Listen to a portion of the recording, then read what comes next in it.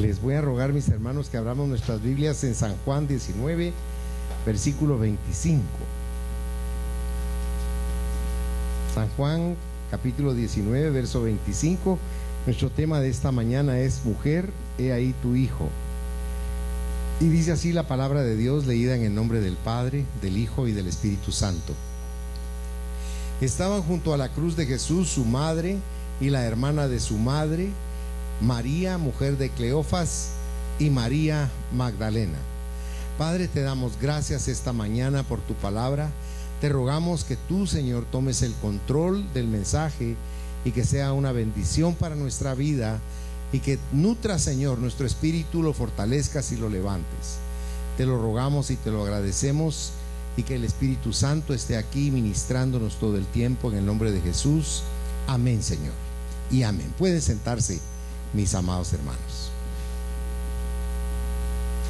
Vamos a ver esas tres palabras desde la cruz. Y para eso quisiera que fueran a San Lucas, capítulo 23, verso 34. Lucas 23, 34 dice así: y Jesús decía: Padre, perdónalos, porque no saben lo que hacen. Y repartieron entre sí sus vestidos, echando suertes. Aquí lo importante es donde dice Jesús: Padre, perdónalos. Y es importante para nosotros saber que es la expresión de perdón del Hijo perfecto de Dios. Es un perdón que viene de alguien que es perfecto. Nosotros perdonamos a veces, pero no al nivel en que Cristo nos perdona. No hay perfección a veces en nuestro perdón, porque perdonamos pero no olvidamos. Mantenemos ese recuerdo, ¿verdad?, en nuestra mente y en nuestro corazón. En cambio, cuando Dios perdona, Él desarraiga de sí todo el recuerdo y lo echa, dice, en lo profundo de la mar. Por eso es importante este: Padre, perdónalos, porque es un perdón maravilloso el que fluye de Él. Ahora, si usted me acompañara a San Lucas, en el capítulo 23 siempre, versículo 43, dice: entonces Jesús les dijo: de cierto te digo que hoy estarás conmigo en el paraíso. Esto es una expresión de seguridad de parte del Salvador perfecto. Fíjese que si usted analiza, este varón acababa de estarlo insultando igual que el otro. Eran dos personas crucificadas a los lados de Jesús, y estas dos personas estaban hablando groserías contra él. Sin embargo, es increíble cómo en un momento dado este hombre, que no era espiritual, que no conocía la palabra, que no había ido a una iglesia, reconoció que en Jesucristo había algo sobrenatural, y le dijo: Señor, acuérdate de mí cuando vengas en tu reino, ¿verdad? Y por eso la respuesta de seguridad de parte de Jesús es: te digo que hoy estarás conmigo en el paraíso. Fíjense que nosotros los cristianos, si nos viéramos frente a la muerte, le aseguro que temeríamos antes de expirar a dónde vamos a ir. Porque el propósito es que confiemos en lo que Cristo dice, no en lo que usted razona o piensa, sino en la promesa de Cristo. Dice: el que cree en mí, aunque esté muerto, vivirá. Y Él quiere que nosotros creamos en Él, para que en el momento de expirar sepamos con certeza hacia dónde nos vamos a dirigir. Yo le escribí una nota en relación con esta porción, y le puse: el ladrón. El malhechor moribundo tuvo más fe que los demás seguidores de Jesús juntos.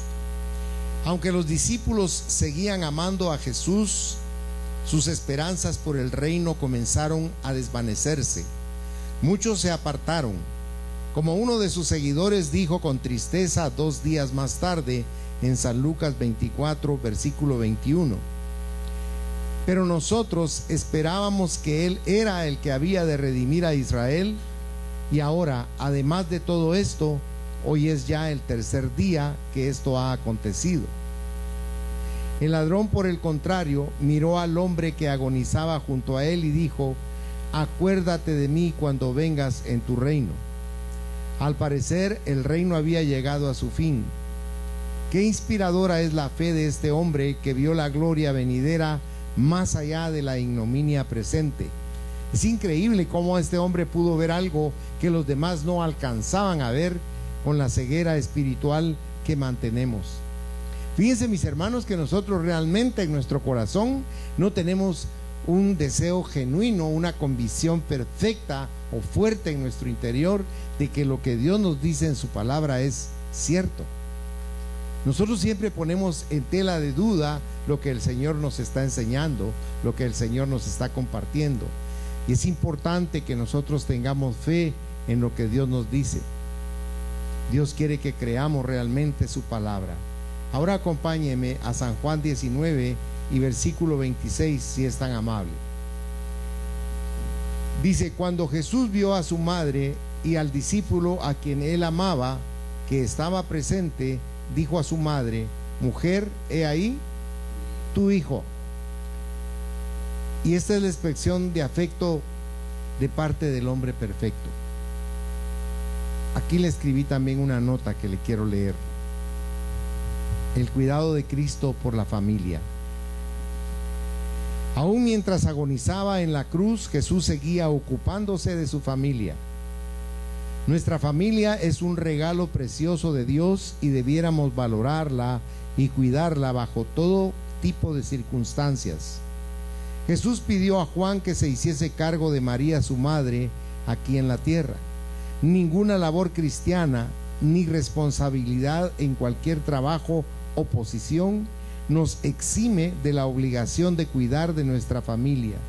Pregúntese: ¿qué puedo hacer hoy para demostrar amor a mi amada familia? ¿Por qué Jesús no asignó esta tarea a sus propios hermanos, hijos también de María? Como hijo mayor, confió su madre a una persona que estaba con él junto a la cruz, y esa persona era Juan. Él tenía más hermanos, pero a ninguno de ellos se lo pudo confiar porque no estaban ahí con él. Y es maravilloso ver cómo Juan, después de haber huido, regresó, porque eso a mí me impacta profundamente. Y para que usted tenga una idea más dramática, si usted quiere, de lo que le estoy diciendo, ¿se recuerda lo que hizo Pedro? Pedro le dijo: hasta la muerte iré por ti. Y sin embargo, cuando vieron el problema político religioso, todos lo dejaron.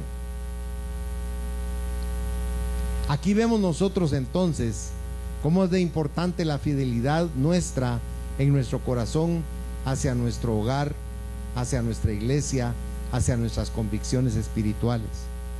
La fe que debemos tener en Cristo debe de manifestarse a través de nuestras actitudes, de nuestra manera de vivir y de ser.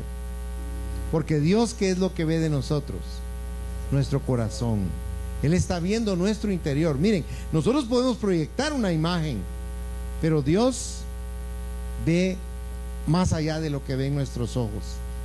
Pablo enseña en Corintios, en el capítulo 12, en el versículo 10, que Dios nos ha dado a nosotros, los hijos de Dios, un don. Dentro de los dones que menciona ahí Pablo, y ese don se llama don de discernimiento de espíritus. Y no es un don de psicología, es un don del Espíritu Santo que le permite a usted, cuando está frente a una persona, establecer qué es lo que hay en el corazón de esa persona. ¿Se acuerda que hay un dicho que dice: el corazón no engaña? A veces sentimos algo nosotros en nuestro interior, pero es una revelación que Dios hace a nuestro interior. Por eso es tan importante estar con la plena certeza de que Dios puede ver lo más profundo de nuestro corazón. Fíjese que en la carta a los Hebreos, el autor hace mención ahí de este tipo de cosas en la naturaleza de Dios, porque el ser humano, en su arrogancia interna, pretende que puede engañar a Dios. Y fíjese que no es así. Si usted fuera conmigo a Hebreos en el capítulo 4, por favor, vamos a leer ahí el versículo 13. Hebreos 4, versículo 13. Mire cómo dice ahí la palabra: y no hay cosa creada que no sea manifiesta en su presencia. Antes bien, todas las cosas están, como dice su Biblia, desnudas, dice, y abiertas a los ojos de aquel a quien tenemos que dar cuenta. O sea, ahorita podemos creer que engañamos a Dios, pero al estar frente a Él, vamos a tener que dar cuenta de esas acciones, pensamientos, emociones, pasiones, sentimientos que albergamos muchas veces en nuestro interior. No le estoy diciendo que pretenda ser perfecto, entiéndame el punto. Estoy tratando de decirle que Dios sabe cómo somos en nuestro interior. Por eso Él sabe cuando usted realmente tiene un anhelo de recibir de parte de Dios el don de cambiar su vida. Si usted va a Filipenses en el capítulo 1, versículo 6, dice Pablo: yo estoy realmente convencido, dice, parafraseándolo, de que Dios que empezó en mí una obra, la va a concluir en el día de Jesucristo. O sea, Dios está haciendo una obra de cambio y transformación en nosotros, pero nosotros siempre lo queremos llevar pragmáticamente a la personalidad. Pero lo que Dios está haciendo, un cambio en interior nuestro, se refiere exactamente a que nuestro espíritu comienza a tomar preponderancia sobre los deseos de nuestra alma y de nuestra carne. Entonces comenzamos a transformarnos en personas espirituales. Cuando usted estudia la carta a los Corintios en el capítulo 1 y versículo 2, empieza hablando, capítulo 2, versículo 14, empieza hablando del hombre que es natural, el hombre que no conoce a Dios ni quiere tener relación con Dios. Ese es el hombre natural que no puede percibir ni entender lo que esta mañana usted y yo estamos hablando en el espíritu. Y luego más adelante habla del hombre, en los versículos 15 y 16, del hombre que es espiritual.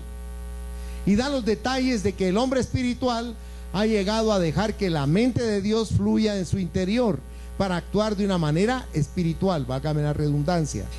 Pero en el capítulo 3, desde el versículo 1 en adelante, Pablo comienza a decir: les tuve que hablar a ustedes, dice, como a carnales. Note la identificación. El primero, el que no quiere nada con Dios, es natural. El que alcanza una buena relación con Dios y comienza a recibir una transformación espiritual es eso, un ser espiritual. Pero nosotros que tenemos a Cristo en nuestro corazón somos carnales. Dice Pablo ahí: no les di a comer, dice, vianda, o sea, comida sólida, poniendo una analogía de lo que es el conocimiento espiritual, sino dice: les tuve que dar a ustedes, como decir, papilla, ¿verdad? Porque no eran capaces, dice ahí Pablo, ni sois capaces ahora de poderlo digerir. Si usted me entiende, lo que Dios quiere no es que finjamos que estamos cambiando para ser mejores personas según los cánones establecidos por la sociedad. El cambio que Dios quiere es un cambio profundo en el interior de su ser. Es un cambio que comienza a reconocer que ha estado equivocado y que Dios está en lo correcto. Es un cambio que le permite reconocer que usted no está caminando como podría caminar. Es un cambio que le permite reconocer que no debe estar juzgando a los demás, sino autoexaminarse. Tener, como dicen, un examen de conciencia que le va a llevar a tener un verdadero estado espiritual, para que usted sepa cómo está realmente. Por eso es que es tan linda la palabra de Dios y tan maravillosa. Hablaba una amada hermana de un libro que se llama Escrito con la mano de Dios. En ese libro hacen alusión a que en Israel una persona que era atea, pero era un experto en computación, comenzó a crear programas dentro de los cuales, como era un genio, había un proyecto de poder codificar los libros, y tomaron libros como La Guerra y la Paz de León Tolstoy, incluso tomaron libros como los que escribió aquel famoso escritor norteamericano que hizo Huckleberry Finn y otros libros similares.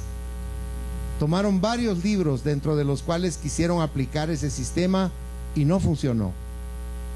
Pero el asombro de él fue cuando tomó la Biblia y cada 7 palabras, porque el hebreo cada letra es un número, y cada 7 palabras aparecía el nombre Yeshua. Aparecía Jesús continuamente, y eso lo impactó profundamente a él, porque no era algo preparado. Estaba usando el Génesis para hacer eso. No quiero extenderme mucho en esto. Lo que quiero decirle es que dentro de las cosas que la Biblia, porque llamó a este periodista, y este periodista también era medio espiritual, medio cristiano, pero ahí se convenció de que la Biblia no es ese libro que hemos visto como un bestseller, sino que es la palabra de Dios, la sobrenatural palabra de Dios. Y descubrieron ellos ahí en ese estudio que hicieron, pusieron el nombre en esa porción de la Biblia que ellos estaban en ese momento codificando, pusieron el nombre del primer ministro israelita, y apareció el día, el lugar, la hora y el nombre de quien lo iba a asesinar.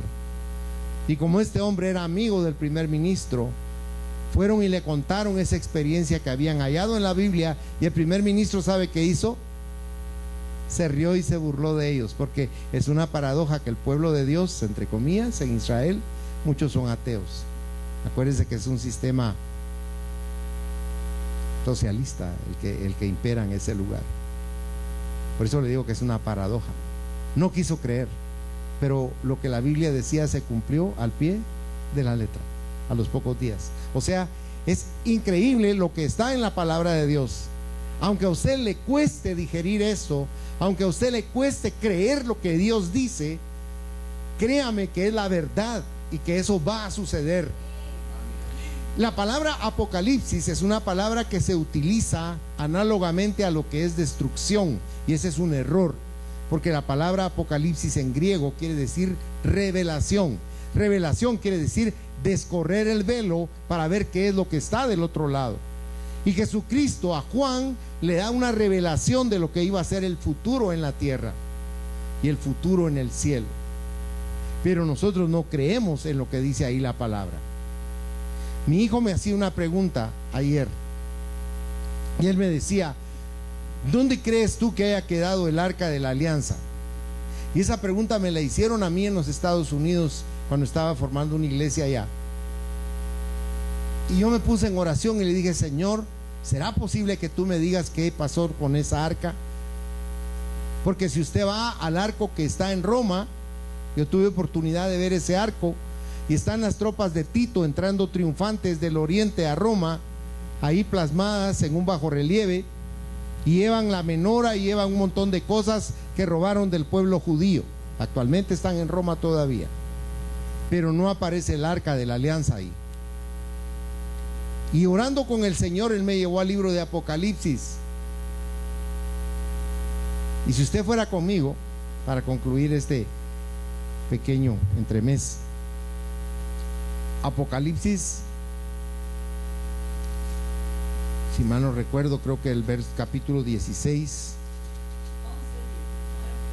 Perdón, gracias, Magdita. 11:19.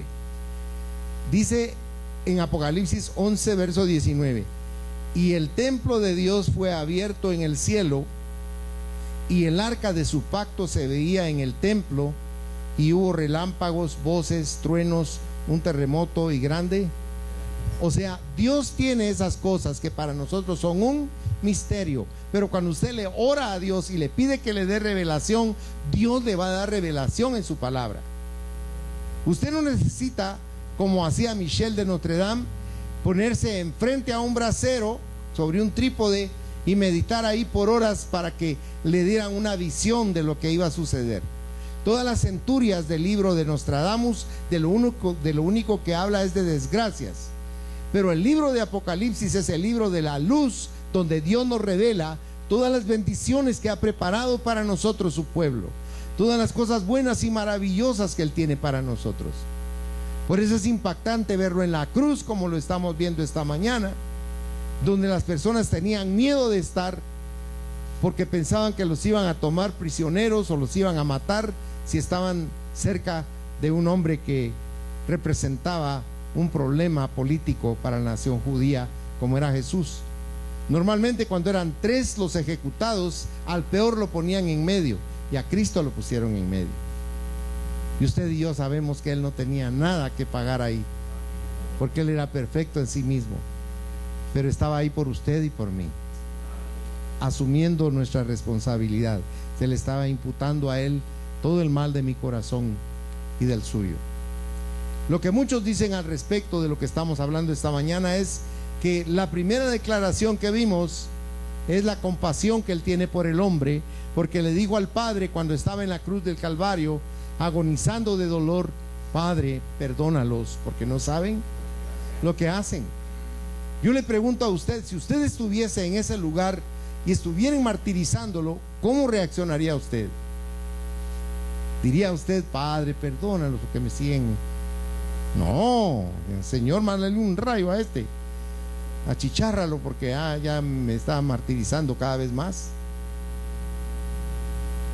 Pero ahí vemos nosotros ese amor tan perfecto. En Juan 3:16, cuando usted lo lee, porque muchos lo recitan de memoria, pero cuando usted lo analiza dice: porque de tal manera amó Dios al mundo. No dice a las personas espirituales. Habla que amó en tiempo pasado a nosotros que éramos pecadores, y como dice Efesios capítulo 2, estábamos muertos en nuestros delitos y nuestros pecados, y Él nos dio vida en ese momento, una vida eterna que por no saber lo que es la menospreciamos. La segunda de las expresiones que vimos ahí es su poder hacia aquellos que creen en Él, porque ese hombre le dijo: acuérdate de mí cuando vengas en tu reino. Hasta le profetizó ese hombre que Él iba a regresar. Se recuerda que cuando Cristo predicó en los evangelios, Él dice: el reino de los cielos se ha acercado a vosotros, pero nadie podía comprender que Él era el reino de los cielos. Y este hombre reconoció que el reino se había terminado y que iba a regresar, y le dice: recuérdate de mí cuando vengas. Y el Señor en su misericordia le dijo: hoy, no tienes que esperar tanto, le dijo, hoy estarás conmigo en el paraíso. Y la tercera es la provisión que Él tiene para aquellos sobre quienes Él derrama su amor. Cuando usted va a Hebreos capítulo 13 y los versos 5 y 6, se sintetiza ahí que cuando usted tiene problemas, cuando usted tiene necesidades, cuando usted tiene enfermedades, cuando usted tiene sufrimientos profundos, Él está diciendo ahí: confía en mí, porque no te voy a dejar y no te voy a desamparar. Yo voy a estar contigo permanentemente todo el tiempo. No te sientas solo, no te abatas, porque yo soy tu fortaleza, yo soy tu escudo, yo soy el que levanta tu cabeza, yo te defiendo, yo te protejo, yo hago que tú tengas entusiasmo en medio de tu dolor. Es un Dios tan maravilloso, pero como no lo conocemos, no nos apropiamos de todas esas verdades, de todas esas cosas preciosas, no que nos ofrece, que ya nos dio. Cuando usted lee en Efesios en el capítulo 1, dice el verso 3 que Dios ya nos bendijo en Jesucristo con toda bendición desde los cielos. Antes de nacer ya estamos benditos. Pero nos cuesta mucho, hermanos. Somos demasiado racionales, demasiado materiales, demasiado objetivos, porque no somos espirituales.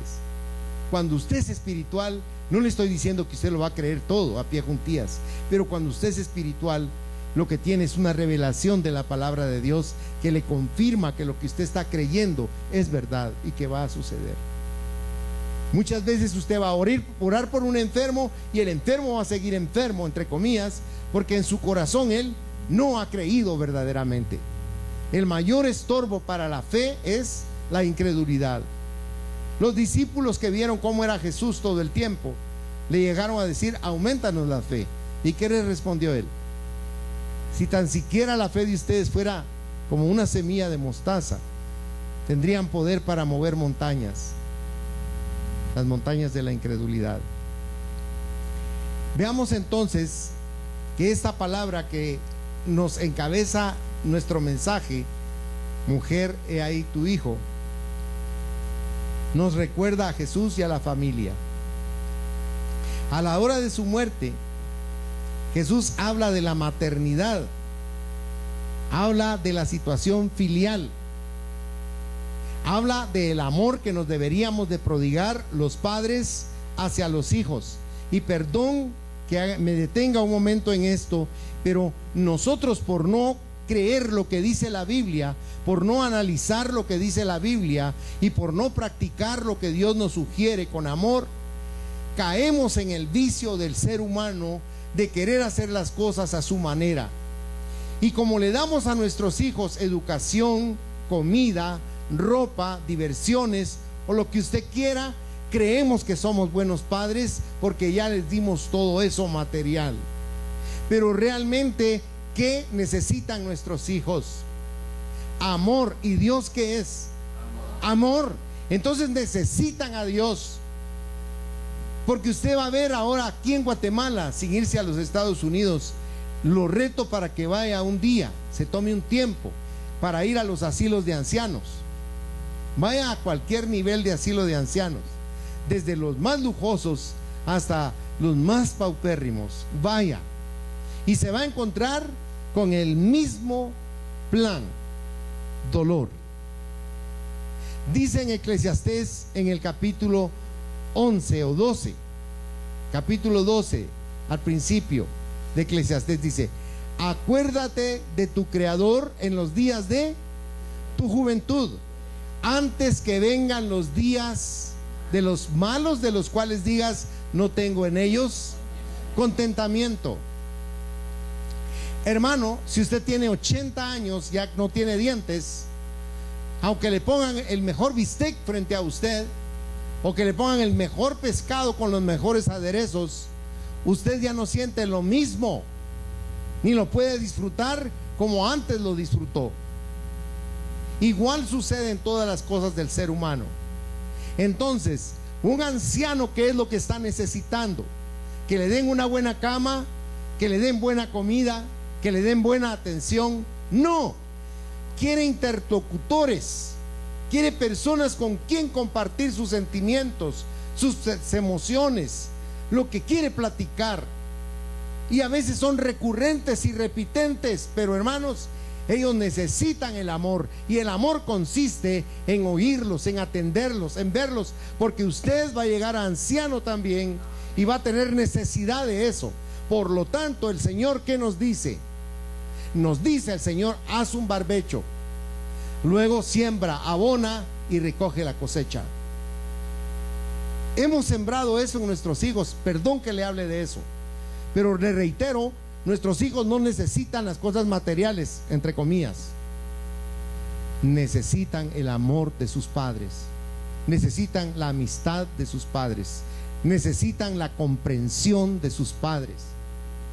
Por eso nuestros hijos nos engañan y nos juegan la vuelta, porque no hemos sabido ser el amigo o la amiga que deberíamos de ser. Y a veces nos ufanamos porque decimos: ay, a mí mi hijo o mi hija me lo dice todo. Pero estamos equivocados. No nos lo dicen todo, hermanos. ¿Se da cuenta qué importante es ver esto que estamos viendo de Cristo en la cruz? Porque en la cruz Él está diciendo: mujer, he ahí a tu hijo. Hijo, he ahí a tu madre. Estaba dando una provisión que nosotros no la alcanzamos a ver por nuestra superficialidad. Mire, ¿qué necesita un hijo ya adulto de su papá? Yo he visto padres ya grandes que son incapaces de tocar a un hijo o a una hija como que es un timbre. Tal vez el timbre lo tocan con más cariño que tocar a un hijo o una hija. Una hija se derretiría si su papá llegara con ternura y la abrazara sin decirle nada y le besara la frente. Se derretiría. Pero el papá es incapaz de comprender eso por la dureza de su corazón, por no tener a Dios viviendo realmente en su interior, por ser frío, por ser como la naturaleza y el clima. Por eso es tan importante cuando usted deje entrar al Espíritu Santo en su interior. En la primera carta de Juan, capítulo 4, está la letra del canto de bienvenida de la iglesia. Y empieza diciendo: amados, amémonos unos a otros, porque el amor es de Dios. Y todo aquel que ama es nacido de Dios y conoce a Dios. ¿Por qué? Porque Dios es amor. Amén, hermano. Porque Dios es amor. Le llamamos Padre porque Él nos ama y nos acaricia todos los días. A Él no le da vergüenza ni pena abrazarnos y hacernos cariño.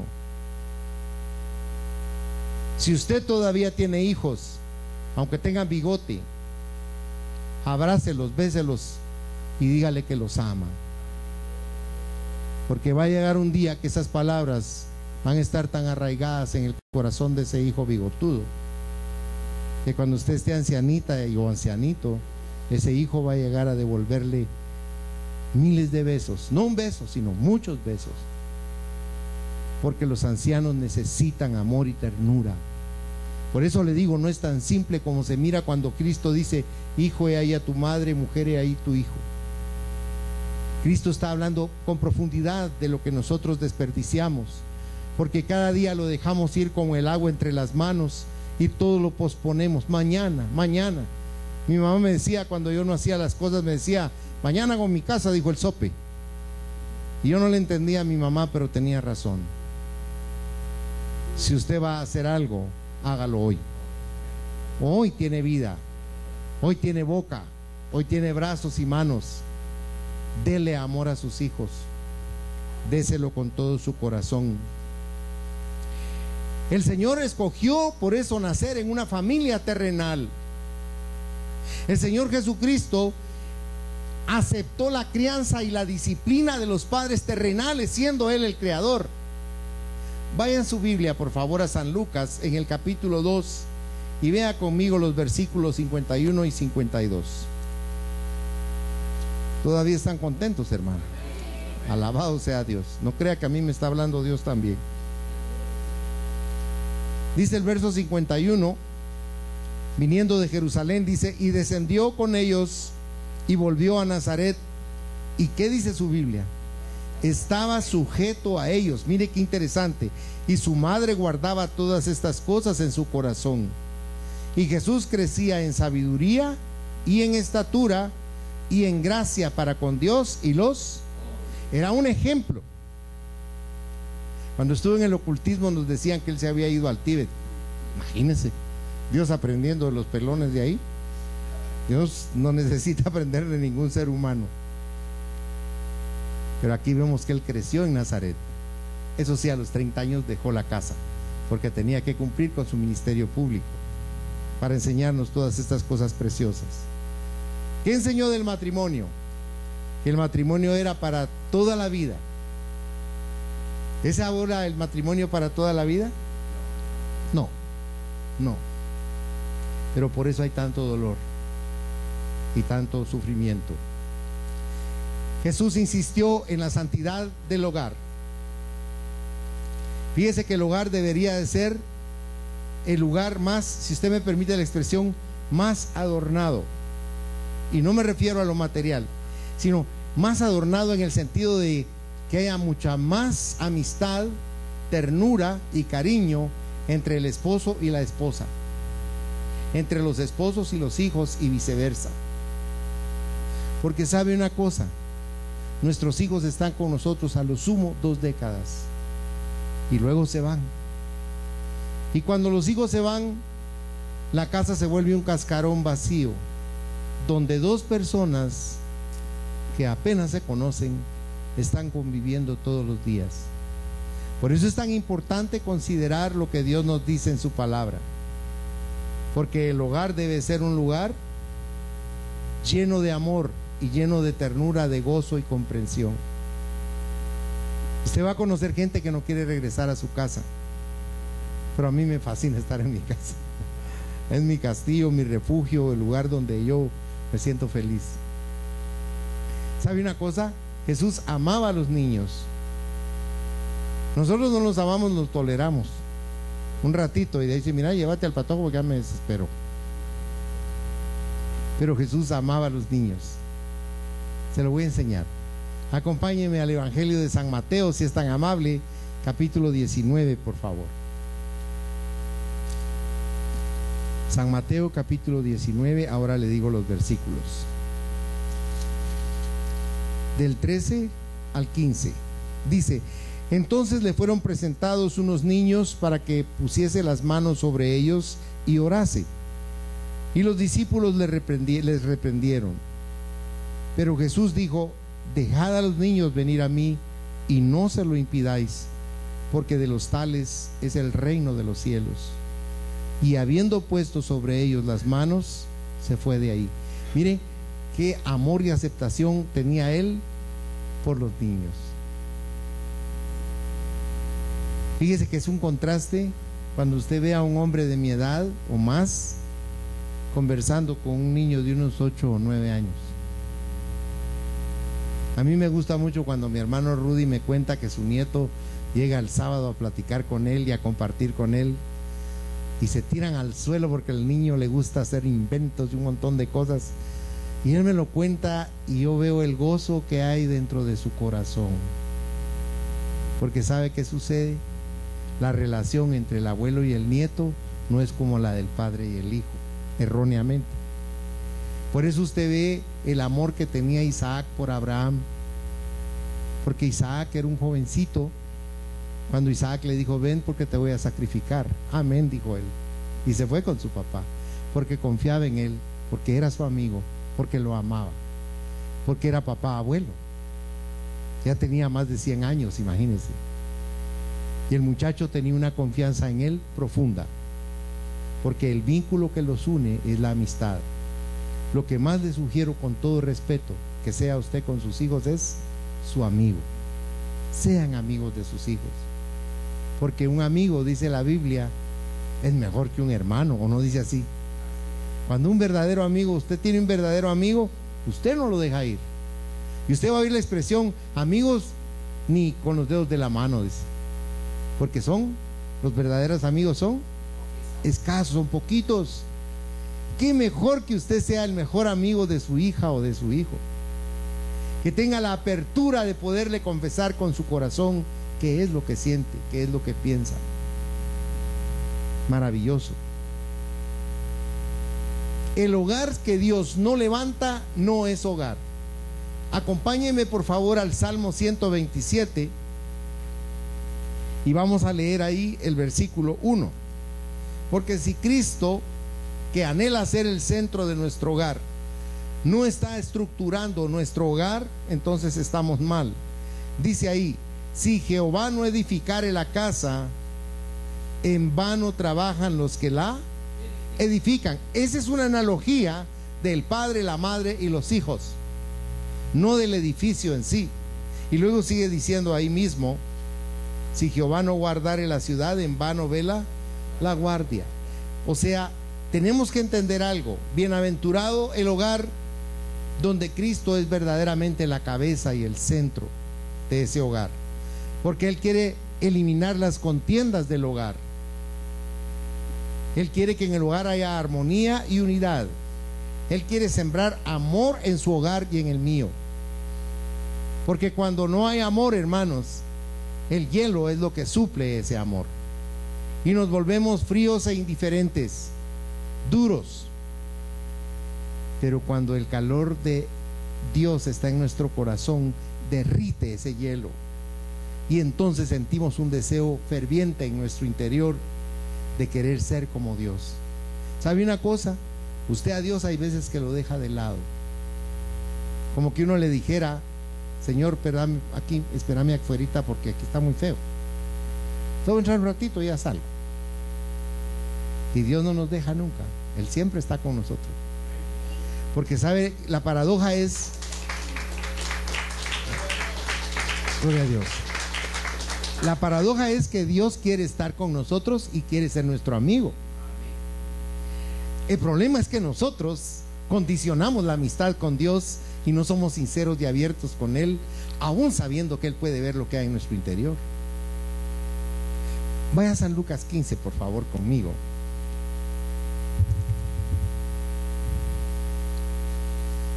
Vamos a ver algo aquí. Juan 15, disculpe el lapsus. San Juan 15, si es tan amable. Y le voy a leer, si usted me lo permite, 2 versículos, el 15 y el 16. Mire lo que dice Dios para que lo comprendamos mejor. Dice: ya no os llamaré siervos o sirvientes, porque el siervo no sabe lo que hace su señor, pero os he llamado amigos, porque todas las cosas que oí de mi Padre os las he dado a conocer. No me elegisteis vosotros a mí, sino que yo os elegí a vosotros, y os he puesto para que vayáis y llevéis fruto, y vuestro fruto permanezca, para que todo lo que pidiereis al Padre en mi nombre, Él os lo dé. ¿Se da cuenta la necesidad que tiene Dios de usted como amigo? Él quiere ser su amigo, pero nosotros no. Tremendo, ¿verdad? Bendito sea Dios por ser tan comprensivo y tan amoroso con nosotros. Esa palabra también que vimos aquí en la cruz nos recuerda los pocos fieles. Solo hay unos pocos, porque si usted se dio cuenta, ¿cuántos habían allá a los pies de la cruz? Gente de él. 4 mujeres y un hombre, Juan. 5, número de la gracia. Ellos estaban allá a los pies de la cruz y nadie más. Porque como le decía al principio, vaya por favor conmigo a Mateo 26, verso 56, si es tan amable. Aquí está hablando Jesús y dice: mas todo esto sucede para que se cumplan las escrituras de los profetas. Entonces todos los discípulos, dejándole, huyeron. Todos, no se quedó ni uno solo ahí. Incluso Juan, el discípulo amado, dice que desnudo salió corriendo. Estaba envuelto en una sábana y salió huyendo. Sin embargo, Juan regresó porque el amor lo atraía. ¿Se ha fijado que cuando usted ama a alguna persona, usted quiere estar cerca de esa persona? Por ejemplo, los novios. ¿Se ha fijado que los novios no pueden estar el uno sin el otro? Quieren estar cerca siempre.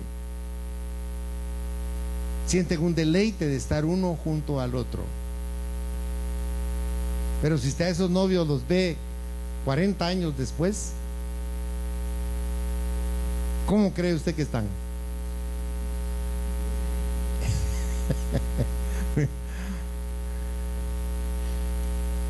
Qué lindo sería que fueran novios, ¿verdad?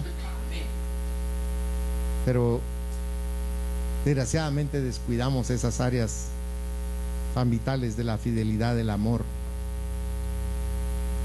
Porque qué pocos son los fieles, pero qué fieles son los pocos también. Cuando usted habla con una mujer que tiene un esposo que la ama y que es fiel con ella, ¿cómo habla ella de él? Bien, ¿verdad? Dice: ay, es que mi esposo solo tiene ojos para mí, su corazón es para mí, sus mejores palabras son para mí, y viceversa, ¿verdad? Fíjese que esos son valores que desgraciadamente se han perdido porque nos apartamos de Dios. Nosotros necesitamos retomar ese reto de Dios y volvernos fieles con Dios, y fieles en nuestro hogar, y fieles con nuestra pareja y con nuestros hijos. Pero estos fieles que estaban a los pies de la cruz del Calvario, tenemos que entender, como le decía, que no era un lugar agradable ni fácil de estar. Pero hay algo aquí más profundo todavía. Fíjese que para María, como era una jovencita, cuando el arcángel le habla de lo que va a suceder con ella, estando ya desposada con José, era su marido, pero no habían estado juntos, no habían consumado el matrimonio. El ángel le dijo: tú vas a estar embarazada. Dice: ¿cómo va a hacer eso si yo no he estado con mi esposo? Y él le habló de que iba a hacer algo milagroso. Y ella le dijo: pero ¿cómo va a hacer eso? Porque ella no entendía cuál era el propósito.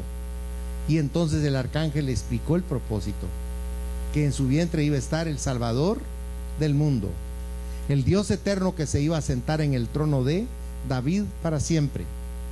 Y ella logró comprender eso, porque cuando usted en San Lucas, en el capítulo 1 o el 2, lee el Magnificat que dejó la Virgen María, usted se asombra cómo ella reconoce que el ser que estaba en su vientre era su Señor, su Creador y su Dios.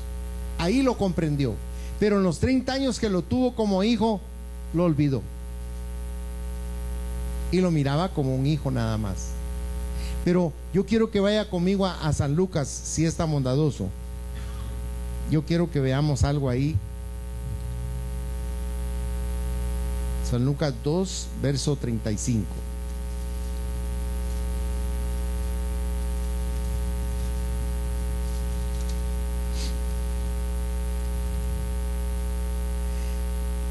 Le voy a leer el 34. Y los bendijo Simeón y dijo a su madre María: he aquí, este está puesto para caída y para levantamiento de muchos en Israel, y para señal que será contradicha. Note: y una espada traspasará tu misma alma, para que sean revelados los pensamientos de muchos. O sea, tenía que ir a la cruz. Le escribí una nota en relación con esto. El destino del niño estaba sellado.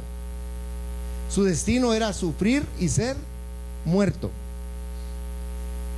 Su propósito era revelar los pensamientos del corazón del hombre. Cristo sería tanto la señal de amor de Dios como del juicio de Dios. Es esto ante lo cual reaccionan los hombres. Los hombres quieren un Dios que solamente les dé las leyes y la moralidad suficientes para mantener ordenada la sociedad. Quieren un Dios que les permita vivir como ellos quieren, no un Dios que demanda completa negación propia y obediencia. Quieren un Dios de amor indulgente, no de amor sacrificial. Un Dios de licencias y no de amor que establece demandas. Por eso, cuando Cristo es presentado a los hombres como el Mesías del amor que se niega a sí mismo y de la obediencia, ellos reaccionan. ¿Por qué? Porque si la desobedecen y fracasan en cuanto a vivir sacrificialmente, acarrean juicio sobre sí mismos. En toda sociedad, Cristo y sus seguidores genuinos son contradichos con rechazo y persecución de diversa intensidad. La contradicción abarca desde el ignorarlos sencillamente hasta matarlos. Hay ignorancia, encarcelamiento, burla, asesinatos, abuso, persecuciones, odio y vituperios. Notemos las palabras dichas a María: y una espada traspasará tu misma alma. Esto es en referencia al dolor que ella experimentaría junto a la cruz, viendo a su hijo, el único hijo de Dios, rechazado y muerto por los hombres. Notemos también el propósito de la muerte del niño: para revelar los pensamientos del corazón del hombre.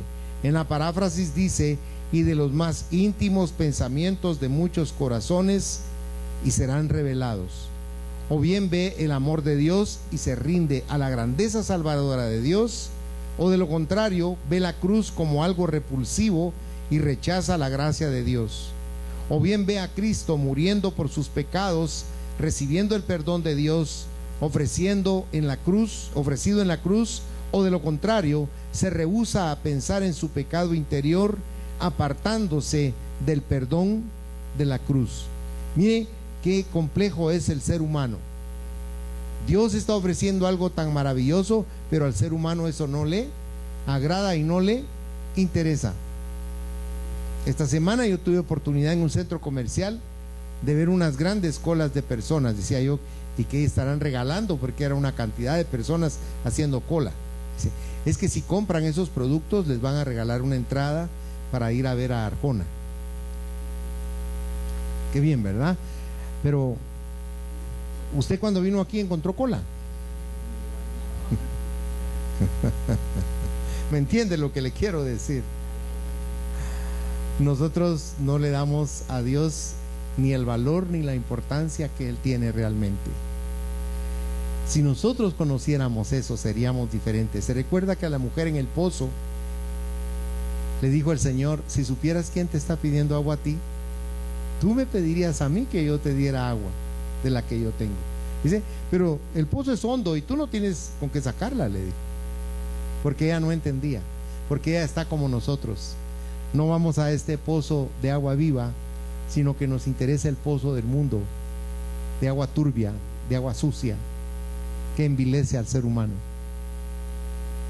El ser humano a lo bueno le llama malo, y a lo malo le llama bueno. Eso es lo triste con el ser humano. Y termino el mensaje con esto, con la última porción que tenemos. Se recuerda que en Mateo 9:37 dijo Jesucristo: a la verdad la mies es mucha y los obreros pocos. Hay pocas personas que quieren realmente entregarle su vida a Jesús, su corazón a Jesús. Y no me crea a mí, analícese usted mismo. Si usted estuviera oyendo a Arjona, estaría con los pepitas bien peladas y con los antenitas de vinil ahí, escuchando todo lo que se estuviera haciendo ahí. Pero cuando viene a la iglesia se duerme. ¿Entiende lo que le quiero decir? Es el súper desinterés espiritual que tenemos en nuestro interior. No es de interés nuestro lo que Dios tiene para nosotros. Por eso actuamos así. Y aquí en esta porción vemos la fidelidad de Dios hacia nosotros. Mujer, le dijo: he ahí a tu hijo. Hijo, he ahí a tu madre. Y dice: y desde aquel día Juan la recibió en su hogar. Me llama la atención porque ella tenía otros hijos. Judas, el que escribe la epístola de Judas, hijo y hermano, hijo de María, hermano de Jesús. Santiago, el que escribe la epístola también, hijo de María, hermano de Jesús.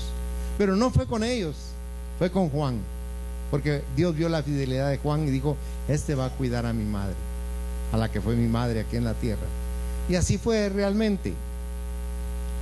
Había que cuidar a María, y Jesús se ocupó de las necesidades de María. Fíjese qué interesante, se ocupó de la necesidad de María antes que viniera la oscuridad. ¿Se recuerda cuando Cristo muere a las 3 de la tarde y Él entrega su espíritu? ¿Se recuerda qué sucedió? Dice: y hubo tinieblas sobre la tierra. O sea, se oscureció todo. Pero antes de esa oscuridad, el Señor se estaba ocupando de la necesidad emocional de María, antes que vinieran las tinieblas. También de sus necesidades espirituales, porque estaba muriendo por ella en la cruz para darle vida eterna, y por usted y por mí también. Y de sus necesidades temporales, porque Juan la iba a atender, y con verdadero amor filial. Juan quería hacerlo de corazón, porque Juan realmente representaba el amor personal de Cristo por su madre. Nosotros también hemos de ser embajadores de Dios ante las personas que tienen necesidad. Vayan su Biblia, si es tan bondadoso, a Segunda de Corintios, capítulo 5 y versículo 20. Segunda de Corintios 5:20 dice: así que somos embajadores en nombre de Cristo, como si Dios rogase por medio de nosotros. Os rogamos en el nombre de Cristo, reconciliados con Dios. Mire qué interesante es ver la cruz desde ese ángulo. Por eso le voy a pedir que cierre sus ojos, para que concluyamos meditando en lo que hemos platicado esta mañana. Piense por un momento en su interior, ¿qué le dice a usted esta declaración de la cruz? ¿Cómo responderá usted a esta declaración de la cruz? ¿Permitirá usted realmente que Cristo sea el Señor de su hogar? ¿Le será fiel usted a Cristo incluso cuando esto signifique estar en la minoría? Piense, por favor, porque a veces respondemos con suma facilidad a preguntas que requieren una buena meditación. Padre Celestial, yo te pido con todo mi corazón esta mañana que nos ayudes a recapitular nuestra vida espiritual, que nos ayudes a reconocer que no estamos nada bien, que nos ayudes a comprender el propósito de tu infinito amor al encarnarte en esta tierra, que nos ayudes a tener un proyecto de vida diferente, que nos ayudes a cambiar los valores que tenemos establecidos en nuestro corazón, que nos apartes del materialismo y de lo pasional, de lo anímico, y que nos ayudes a ser espirituales. Señor, que comprendamos que el venir a la iglesia no es un rito, sino el venir aquí es nutrir nuestro espíritu, hacerlo crecer, hacerlo madurar y hacerlo actuar para ti. Ayúdanos a abrir los ojos espirituales y a ver cuán errados y equivocados vivimos. Ayúdanos a ver cómo hemos jugado durante mucho tiempo a ser hijos tuyos o hijas tuyas. Ayúdanos a tomar en serio nuestro papel de embajadores tuyos en esta tierra, para interceder por las necesidades espirituales de otros, para interceder por las almas que ahora mismo están yendo al infierno y ya no tienen retorno, para interceder por los que no te conocen, Señor. Ayúdanos en esta mañana a meditar en nuestro corazón que tú no eres una religión, sino que entendamos que es una relación que tiene una relación realmente bilateral. Hablamos nosotros a ti y tú nos hablas a nosotros. Te damos adoración y tú nos llenas de bendición. Enséñanos a conocerte, Señor, porque al conocerte a ti nos vamos a conocer a nosotros mismos, porque somos tus hijos y tus hijas. Somos hechos a tu imagen y a tu semejanza. Ayúdanos a desarrollar el potencial de la mente espiritual que tenemos. Ayúdanos a comprender la grandeza que tú has puesto en nuestro interior a través de la salvación y del Espíritu Santo. Y ayúdanos a valorar en lo que vale tu palabra, que es el mayor tesoro que podamos albergar en nuestras manos. Ayúdanos de verdad, Señor, a no seguir equivocados, sino a vivir en lo correcto. Te ruego que esta mañana la paz tuya que sobrepasa nuestro intelecto humano llene el corazón de cada uno de tus hijos y de tus hijas en este lugar, y que los ayudes a meditar, Señor, con serenidad, con sabiduría, con espiritualidad sobre el destino de sus vidas, porque no sabemos en qué momento vamos a ir contigo, y cada segundo, cada minuto y cada hora de cada día lo debemos aprovechar para intensificar nuestra relación, nuestra amistad y el conocimiento tuyo, Señor. Por favor, bendícelos, te lo ruego. Bendícelos porque te necesitan. Te necesitamos de una manera como el hombre que está muriendo de sed en un desierto. Así te necesita nuestro espíritu, Señor. Tenemos hambre y sed de justicia, pero no de la humana, Señor, sino de la divina. Abre las ventanas de los cielos y derrama tu bendición hasta que sobreabunde sobre cada vida en este lugar, Señor. Haz que sus pensamientos se profundicen de una manera sobrenatural. Desarraiga la filosofía humana y ministra tu conocimiento, Señor. Te lo ruego con todo mi corazón. Y como tu ministro, como tu sacerdote, esta mañana los bendigo en el nombre del Padre, del Hijo y del Espíritu Santo, y te ruego que tus ángeles, como un vallado, esté alrededor de ellos para ministrarlos, guiarlos, protegerlos y guardarlos. En el santo nombre de Jesús. Amén, Señor. Y amén.